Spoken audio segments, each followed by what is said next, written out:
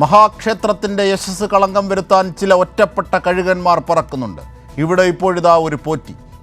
വ്യാപക ക്രമക്കേടും വട്ടിപ്പലിശയും ഉള്ളടക്കമാക്കി ഉണ്ണികൃഷ്ണൻ പോറ്റി ഭക്തരെ ആസൂത്രിതമായി ചൂഷണം ചെയ്തു. പരാതി നൽകി മറ്റുള്ളവരെ സംശയത്തിൻ്റെ നിഴലിൽ നിർത്തി പോറ്റി കാട്ടിയ ചെയ്തികൾ പക്ഷേ ചില്ലുകൂട്ടിലിരുന്ന് കല്ലെറിയും പോലെയായി. ദേവസ്വം വിജിലൻസിൻ്റെ ചടുലമായ ഷാർപ്പായ നീക്കത്തിന് അമ്പലം വിഴുങ്ങിയ വളഞ്ഞിട്ട് പിടികൂടുകയായിരുന്നു. പാത്രമോഷണവും കൊടിമരത്തിൽ കളങ്കം തീർത്തതും ശർക്കര അഴിമതിയുടെയും കാലത്തെ പോലെ അല്ല ഇപ്പോൾ ദേവസ്വം ബോർഡ്. അതിന് ദേവസ്വം ബോർഡ് പ്രസിഡന്റിനും വിജിലൻസിനും ഇരിക്കട്ടെ ഒരു തംസപ്പ്.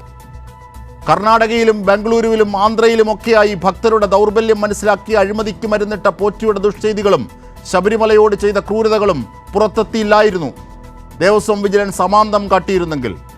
പീഠം പോയ പരാതിയിൽ പോറ്റി എന്ന പരാതിക്കാരൻ്റെ സഹോദരിയുടെ വീട്ടിൽ പോറ്റി തന്നെ കൊണ്ടെത്തിച്ചു വെച്ച പീഠം കണ്ടെത്തിയപ്പോൾ മതിയാക്കാതെ അന്വേഷണം തുടർന്നതാണ് പോറ്റിയുടെ നീറ്റല്ലാത്ത ചെയ്തികൾ പുറം ലോകത്തെ അറിയിച്ചത്.